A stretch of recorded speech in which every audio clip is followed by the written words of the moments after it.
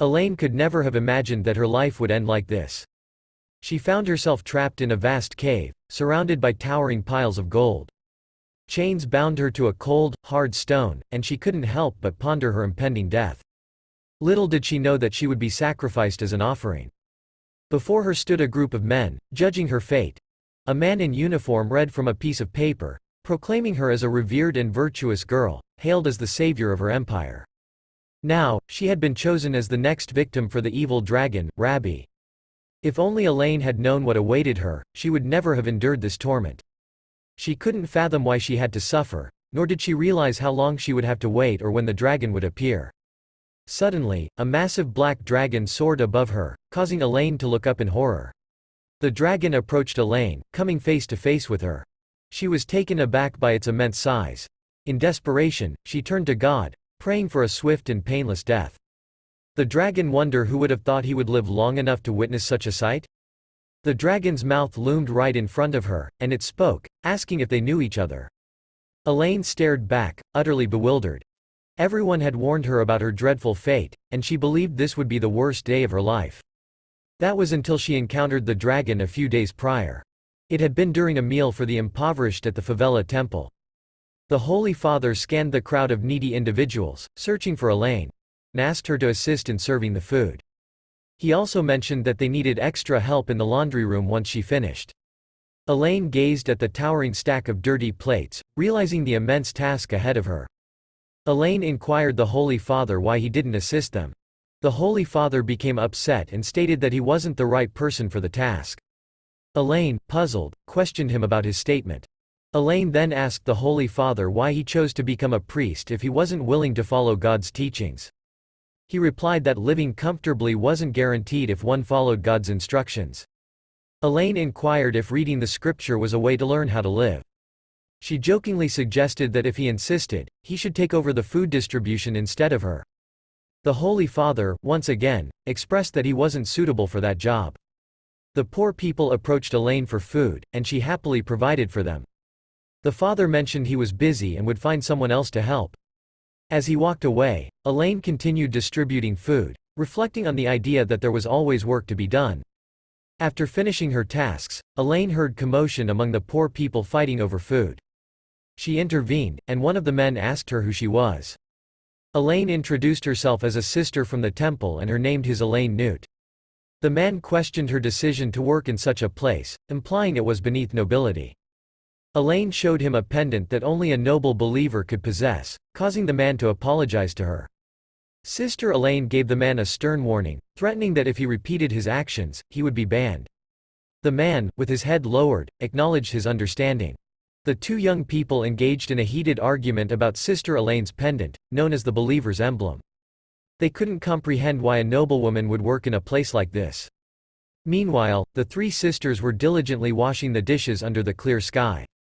One of the girls mentioned that her hands were numb, but the other reassured her that there were only a little over 100 dishes left to wash. It felt like an endless task to them. One of the sisters complained about her aching back, and they discussed the approaching end of the year for the free canteen room for the poor. One of the sisters reminded them that there were only 5 people left, and they had to handle all the cooking, serving, and washing afterwards. Sister Elaine expressed her gratitude to the sisters for their hard work and advised them to take a little break, assuring them that they could finish washing the dishes at the end of the day. The girls were immensely grateful to Sister Elaine. One of them turned to her and expressed her inability to imagine what they would do when she left. The second girl chimed in, questioning if Elaine's stay at the temple was coming to an end this year. Elaine confirmed that she had been here for 10 years and would be leaving in a week, expressing her regret. The girls rallied behind Elaine, asking why she was sorry and assuring her of their support and happiness to have been with her. They acknowledged that normally, Elaine would stay for 5 years to study religion, but Sister Elaine had stayed with them for an additional 5 years. As the girls continued washing the dishes and conversing, one of them curiously inquired about Elaine's family. What's more, assuming there had been news about Lord New, Elaine said unfortunately that there was no information. The young ladies started to contend among themselves. One sister blamed the other for being inept and that she shouldn't have raised the subject of Elaine's loved ones. Elaine recalled her dad telling her that she would be the one entering the temple. She was afraid at that very moment. Her dad explained that no less than one child from every respectable family needed to serve in the sanctuary for at least 5 years. He told her that at first Damon planned to go, yet since he was the second successor to the family he actually had a long way to go. So rather than Damon, Elaine would go. Her father told her to be thankful that the family accepted her despite the fact that she was the illegitimate daughter of an illegitimate branch of the family.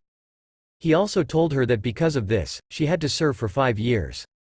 Elaine felt a real sense of horror when she thought about the fact that no one came to take her after she had been there for 5 years and they left her for another 5 years. Sister Elaine kept washing dishes and felt that it was awesome and that when she completed her 10 years of administration she would be driven away from the sanctuary. She chose to gather her bags and leave without expressing anything to her family, and she intended to escape. Furthermore, head off to some place far away and begin a new and free life. Suddenly the sky was covered with dark mists and the young ladies who were washing the dishes started to ask why the sky had obscured. It appeared to be too dull to ever be overcast. Unexpectedly Elaine felt that perhaps there was a major fire somewhere. The young ladies stood taking a gander at the sky with their mouths open. The sisters saw something important and dark with wings overhead. One of the sisters exclaimed that perhaps it was a bird. Yet they looked nearer and saw that it was anything but a bird. The sisters began shouting that it was a beast. The dark mythical dragon announced that they will pay for their wrongdoings for embarrassing and sealing the holy beasts throughout the previous 500 years, and that in 3 days they will die under the persecution of the dark dragon. One of the sisters yelled that it was the dark dragon Rabus. The young ladies were extremely frightened. Elaine taken a gander at the winged dragon overhead grasping a plate and believed that the evil winged dragon Rabus had returned. Rabus is the 44th dragon that showed up throughout the entire existence of the Calais domain, and furthermore the last dragon that returned. 500 years ago Rabus caused ruin all through the realm, making its occupants shake with dread, and was nicknamed the Evil Dragon. It was ultimately sealed away by the best mage of that time, Lancer Aquinal, and vanished from history, and presently 500 years after that, the declaration of the domain's unavoidable destruction that came soon after his return demonstrates that he is as yet outraged by the humans. The king asked him where the sacred knights were.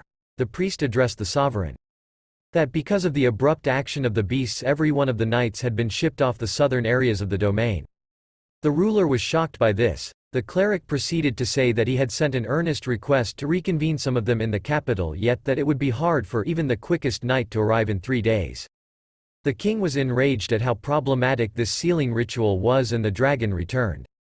The priest couldn't envision that the mythical dragon seal would be broken squarely in the course of his life, and this time they had been gathering the bones of God knows who, calling them relics of the Lancer, Aquinal, and worshipped them as holy objects. They guaranteed that they could keep the mythical dragon sealed. As a result, nobles became believers and they could charge maintenance fee from the imperial court. The priest found a spot at the table and pondered, at this rate the king would detach his head before the dragon obliterates the whole realm. The minister didn't have the foggiest idea what he ought to do. Suddenly Laurina entered and tended to him, letting him know that she had been perusing books about the dragon, since she was stressed over the domain, and that she had figured out how to appease the dragon. The priest tells her to speak. Laurina started to let the priest know that in the past when the mythical dragon appeared, individuals of those era presumably satisfied it with a human penance. Laurina kept saying that the penance was made close to the fortunes that the winged dragon loved, and that it quieted down in the wake of gobbling up that human and got back to the sanctuary with the gems. The priest gave human sacrifice some thought and concluded that it was definitely something worth trying. The priest said that they had many individuals waiting for capital punishment and that they could pick somebody. Miss Laurina answered that they couldn't forfeit a criminal. Instead they expected to offer him a modest and dependable young lady. She raised a white lily as a symbol of purity and replied that this is what is needed, a pure virgin. The priest asked her if she was really saying that they should sacrifice a saintess. The priest didn't understand who among the sisters would consent to become the penance. Laurina explained that it was a crisis for the whole domain. Miss Laurina inquired as to whether His Grace and the priest could give a declaration and pick somebody to forfeit to the dragon. The priest failed to see how to pick who might be the sacrifice. Laurina detached one of the petals of the lily. Laurina advised the priest to pick somebody from the saintess who has no parents or sisters and siblings, also somebody who was knowledgeable in the sacred texts and comprehended the importance of their penance. And it was smarter to look among grown ladies rather than young ladies.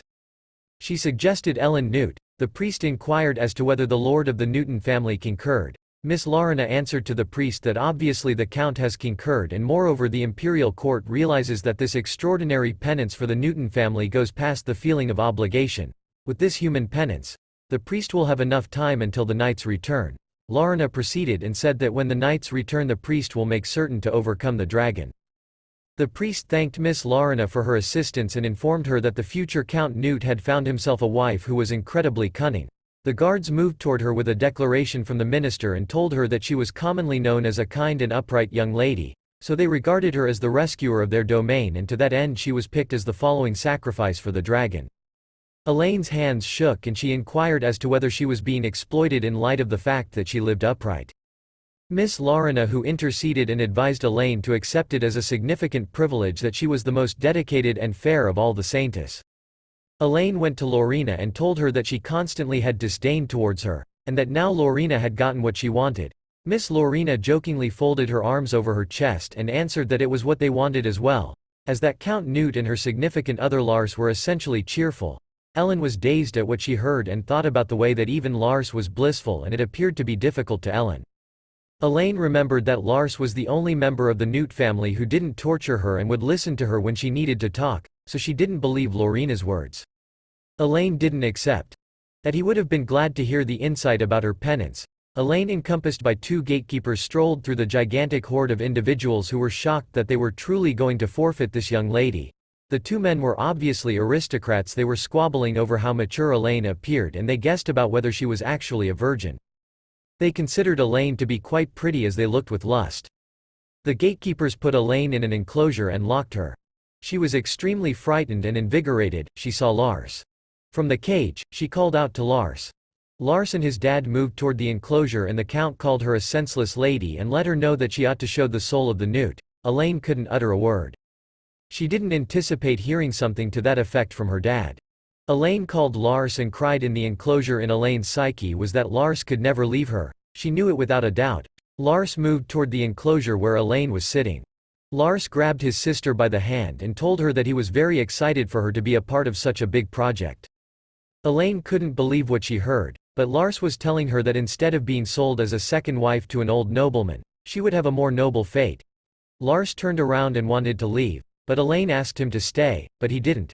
His sister responded. She yelled his name, however he left aloofly. Elaine couldn't completely accept that what was occurring, and she was certain that Lars would attempt to save her. The count and his son walked away, watching everything unfold. The count turned to his son and praised Lorena's clever plan to get rid of the girl they didn't need. He explained to Lars that once the dragon retreats, they'll take advantage of the fact that a member of their family became a sacrifice, then they could get a lot of money from the temple and the imperial court as compensation. Lars stayed quiet, thinking he'd rather have Elaine suffer than lose her to someone else. She was tied up in front of a scary dragon. The dragon tried to remind the girl they had met before. Elaine couldn't remember, but the dragon said she was the one who freed him. Elaine was confused, but the dragon explained that her tears had broken the seal. Elaine was shocked, but the dragon assured her it was true. Time had passed, but Rabus was convinced that Elaine was the one who had awakened him, otherwise he wouldn't have seen the mark on her forehead. This mark was visible to the dragon because they were bound by a contract. It wasn't surprising that Elaine had no knowledge about the mark. Elaine inquired about the contract, and the dragon explained that whoever released the dragon from the seal entered into a contract with him. Elaine realized that she was now bound to the dragon through this contract. The dragon was astonished and couldn't believe that people in the current era were unaware of it. Ellen apologized and admitted that she didn't know about it. In return, the dragon promised to grant her 3 wishes as his debtor. He was obligated to fulfill those wishes, or else Elaine would have to live her entire life until she passed away, freeing them from the contract. The dragon gazed into Elaine's eyes with its large eyes and asked her wish. Elaine pondered the fact that she was bound to the dragon through a contract without her knowledge, and she realized that she was the one responsible for the downfall of the empire. It felt to Elaine as if she were asleep or had fainted before entering the carriage. She clenched her fist and contemplated the idea that she could be braver if this were all just a dream.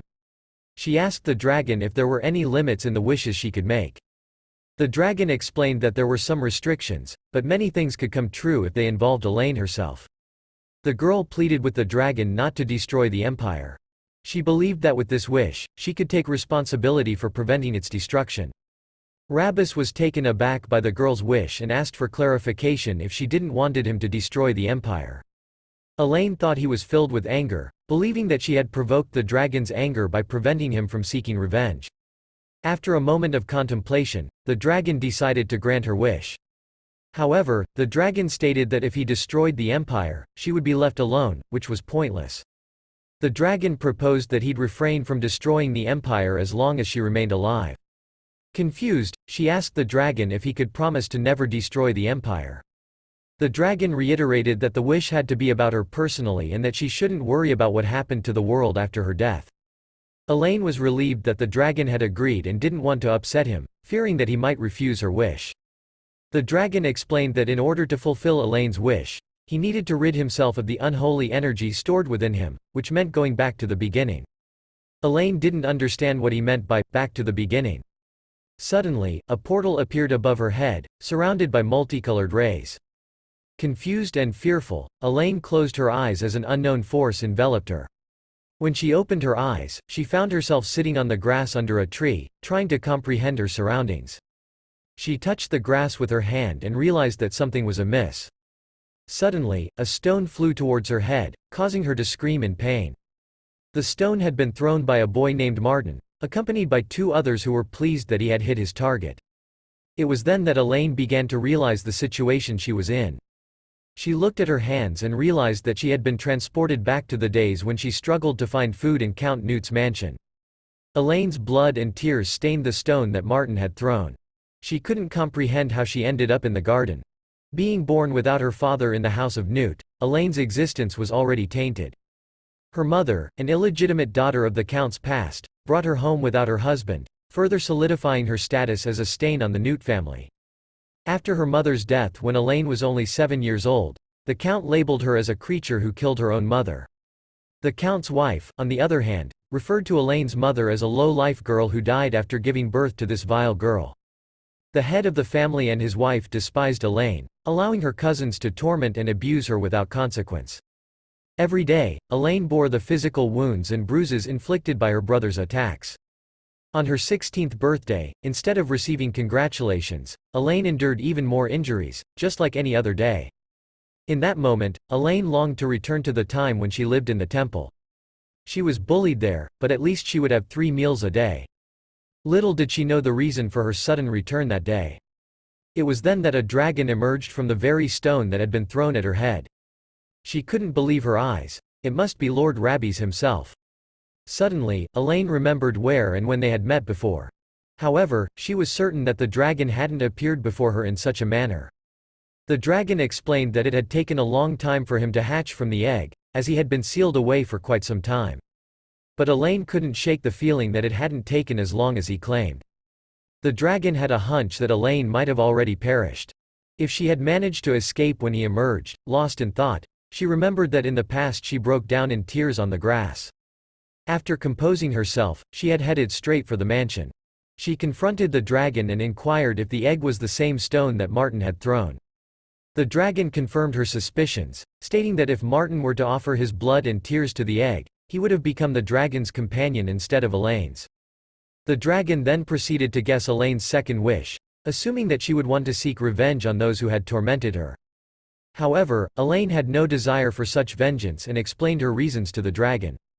She believed that she couldn't simply kill everyone who had wronged her out of anger.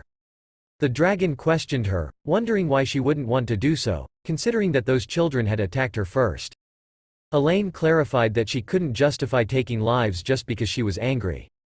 In response, the dragon informed her that this principle only applied to those who lacked the power to do so. Suddenly, the dragon remembered that he had forgotten to mention that, as long as they were bound by a contract, she could borrow some of his power to eliminate whoever she wished. However, Elaine refused this offer, stating that she couldn't go down that path. The dragon assumed that she didn't want to waste a wish on those people and assured her that it wouldn't count as a wish if she borrowed his power to eliminate a few individuals.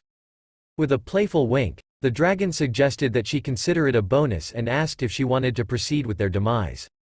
However, Elaine hesitated, contemplating the dragon's nonchalant demeanor, as if he were selling something in a store.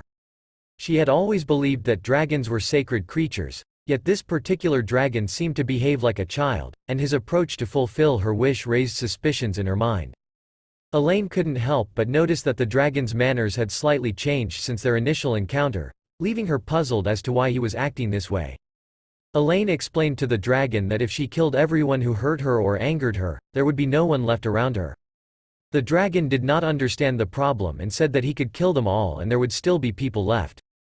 Even if Elaine killed some of those around her, Elaine fearfully told the dragon that if she killed them, the imperial court would send knights to arrest her and she did not want to get involved in something so troublesome. The dragon replied that she only needed to become empress and that he could grant her that wish. Elaine took off her crown and said that she did not want to become empress and that her original wish was for the dragon not to destroy the world. Elaine asked why the dragon had transported them to this time. The dragon answered that it was the easiest way and said that he realized that he was not strong enough when he decided to destroy the country. It was then when he added something else that increased his power.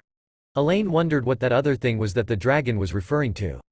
He explained that, in essence, it could be referred to as the devil's powers. When he recharges his strength with this power, it becomes incredibly challenging to control his destructive instincts. The dragon mentioned that if he wished to contain himself and avoid destroying the empire, he needed to cleanse his power from external influences, though it would require around 200 years.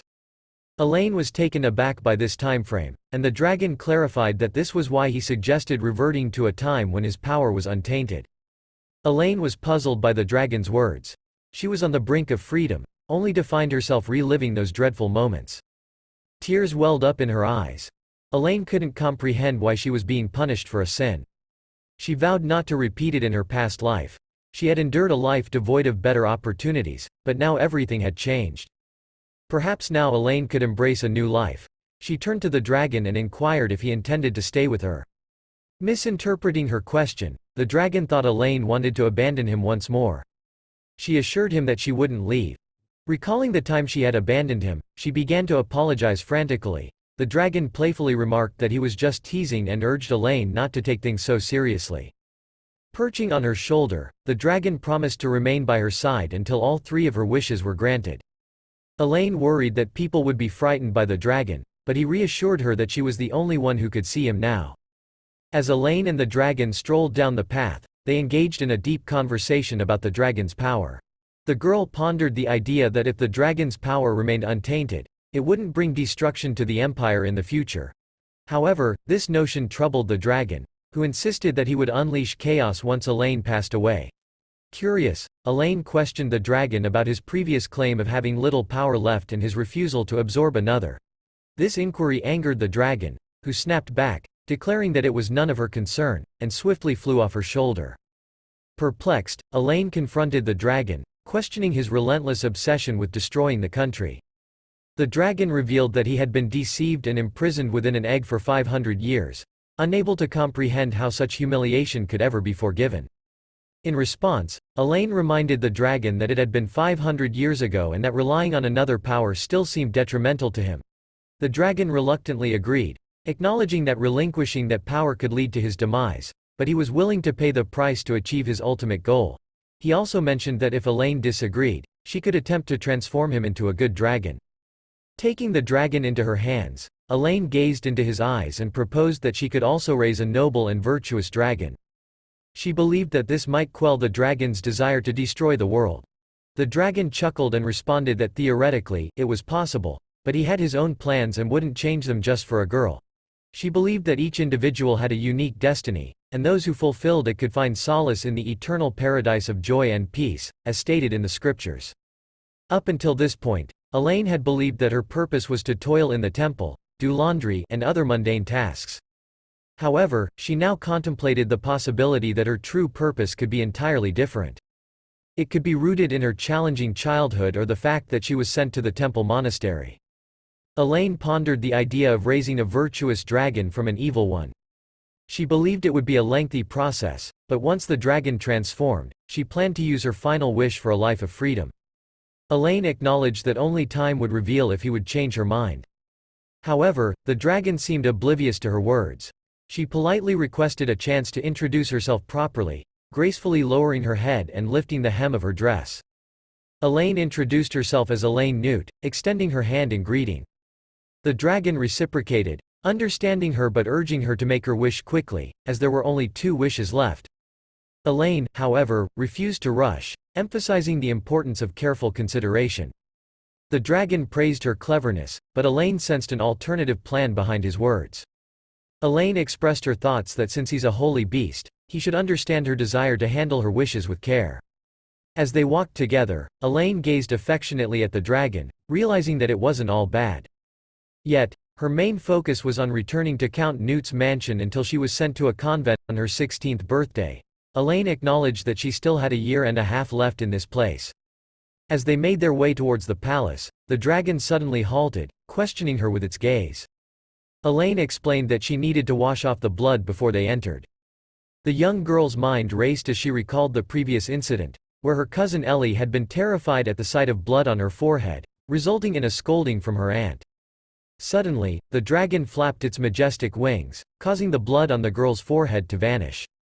Astonished, Elaine realized that the dragon had healed her. She couldn't help but feel a sense of wonder, knowing that she still had much to learn about the bond she shared with the dragon.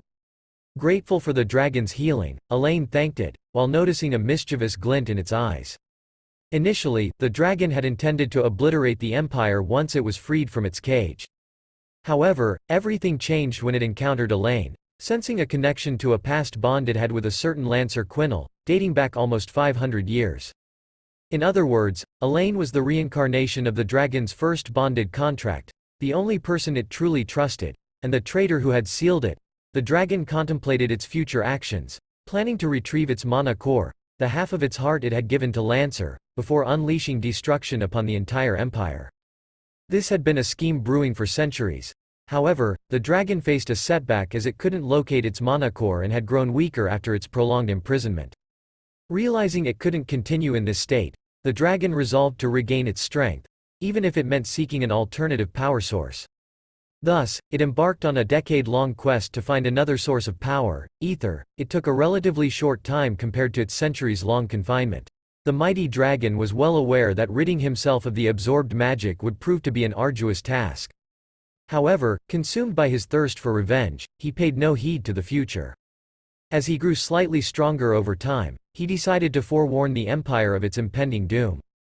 Soaring into a cavern, the dragon's eyes fell upon a young girl bound to a rock. It dawned on him that she was to be sacrificed in his name. The dragon had granted the humans 3 days to revel in their own conflicts, but they chose to experiment with human sacrifice instead. After 5 centuries, the dragon pondered if this marked the decline of civilization. To his surprise, he noticed a peculiar mark on the girl, a symbol of a contract and the source of his power. The dragon was taken aback, for he never thought he would live long enough to witness such an event. Once again, the despicable Lancer Quinel would be his contractor. People revered Lancer as a legendary wizard, but to the dragon, he was nothing more than a treacherous person, who betrayed his trust. While the world saw Lancer as a man, he was originally a persecuted witch. Just before being condemned to the stake, she struck a deal with the dragon, yearning to live as a powerful wizard named Quinel Lance.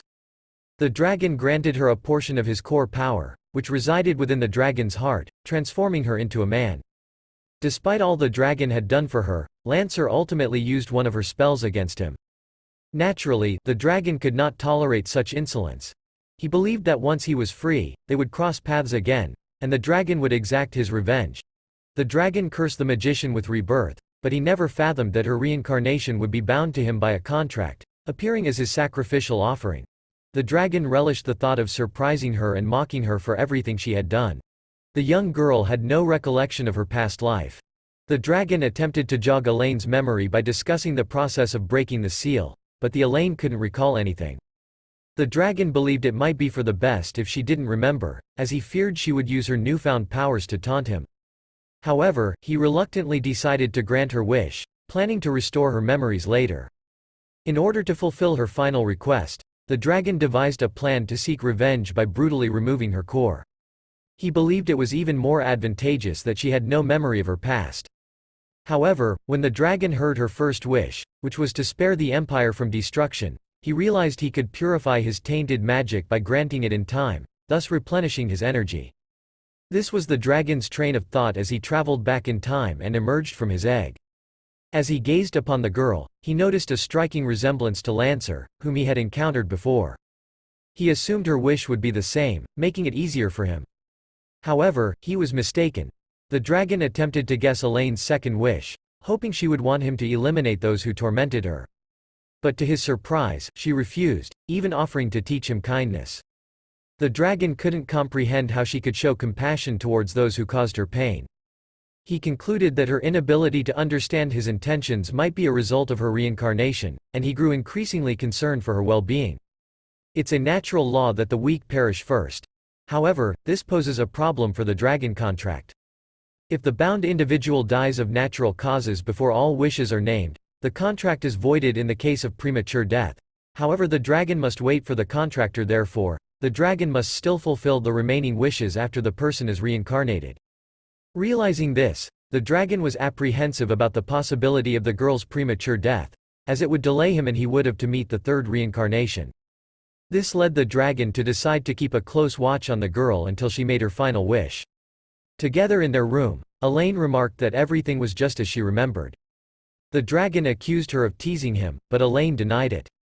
The dragon then revealed his ability to take on human form, having lived among humans and learned about their world before his imprisonment. Elaine, puzzled, listened as the dragon explained his lack of knowledge about commoners' lives, but he's sure nobles don't live in old rooms. The dragon sat across from her. The dragon expressed her desire to seek revenge on those who had hurt her in the past. Elaine replied that she didn't want to become a killer just because of her past experiences. The dragon was not pleased with this and informed her that she did not fully comprehend it, and he would teach her how to borrow powers from him. The girl was puzzled about what it meant to borrow the dragon's power, so he explained that it was simple. He just instructed her to close her eyes and cast the spell, focusing on him. The girl looked at the dragon with confusion. He assured her that once she did as he said, her powers would awaken within her, and she would easily discover her limits. The girl questioned how she could so easily borrow his power, feeling that it diminished the value of the three wishes. The dragon became annoyed, stating that people always jump to conclusions. He reassured the girl, explaining that she could only use a fraction of his powers and promised that she would understand everything once she used it. The girl was amazed. She pictured the dragon in her mind, concentrated, and uttered the spell. Suddenly, magic filled the air around her, and a blue mark appeared on Elaine's forehead. Meanwhile, Elaine's cousins, who were actually her tormentors, were walking down the palace corridor, debating how her wound had vanished. One of them claimed to have seen her unharmed while getting dinner. They speculated that they might have been mistaken but vowed to hit Elaine next time. One of the sisters expressed interest in trying as well. Lars emerged from the shadows, questioning who they were planning to harm next. Lars glared at his siblings, who quickly made excuses. Lars mentioned that he had overheard everything and that they were definitely planning to throw something at someone. Lars turned to one of the boys and asked him to explain what was going on. Damon hesitantly began to say that it was all Elaine's fault. Lars was stunned. Damon said that Elaine had behaved so boldly and that she was nothing but a disgrace to their family. They supported each other's statements and said that she should be grateful, but she was disrespectful, which is why Martin had taught her a lesson. Lars looked at them thoughtfully, crossed his arms over his chest, and asked them what they meant by a lesson and if they had thrown something at Elaine. Martin replied that they had thrown a pebble at her, but it didn't even hurt her. Lars sternly addressed Martin and told him that he was already 17 years old and an adult, so it was time for him to start behaving properly. He also mentioned what Martin's father and mother would think when they heard rumors about his bad behavior. Martin shook his head and apologized. Lars added that Martin should remember that his younger brother and sister followed his actions and warned him to be more careful. Lars let the bullies go and walked through the palace, thinking about how Elaine often came to his room. In front of everyone, she was always quiet and looked down, but when she came to Lars' room, she would mumble something to herself. She wasn't a gossip and didn't complain about everyone around her. Lars thought he would continue to ignore her. Lars never understood why everyone reacted so strongly when it came to this girl, and he believed they should pretend she wasn't there. As Lars walked down the palace hallway, he thought it had been a tough day and that he would dismiss Elaine as soon as she arrived at his room. Elaine sat in her room, feeling a sense of magic in the air. She felt empowered, as if she could accomplish anything. The dragon approached her and asked if she understood the incredible power she possessed. He encouraged her to think about what she would like to do with these powers. Elaine pondered for a moment, her gaze falling upon the cup and bread on the table in front of her.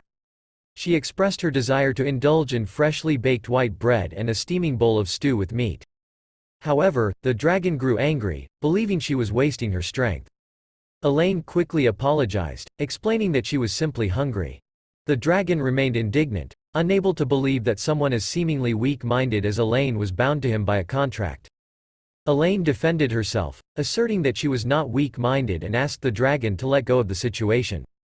Eventually, the dragon agreed, realizing that it was better for Elaine to eat first. Elaine felt a tinge of sadness, realizing that she had upset the dragon. She resolved to think of something more serious next time. Suddenly, a loaf of freshly baked white bread and a bowl of soup appeared on the table in front of her. Surprised, she turned to the dragon and asked how it had happened. The dragon explained that even a powerful magician like him couldn't create something from nothing, but he could transform existing things into something similar through transfiguration, which was a form of magic.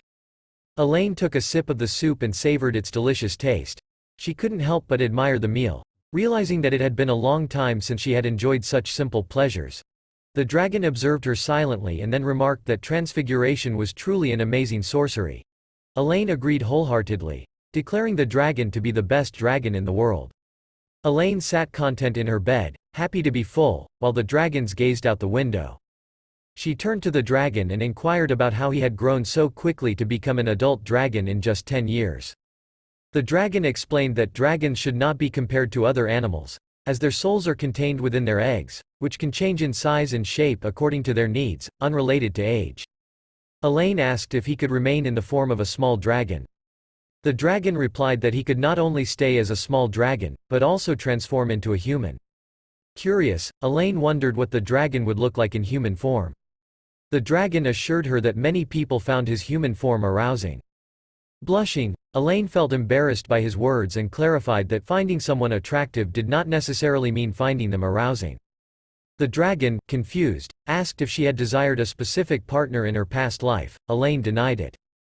The dragon accused her of lying, but Elaine then thought the dragon could detect her lies. This made the dragon believe she was indeed deceiving him. Elaine finally admitted that someone had liked her in the past.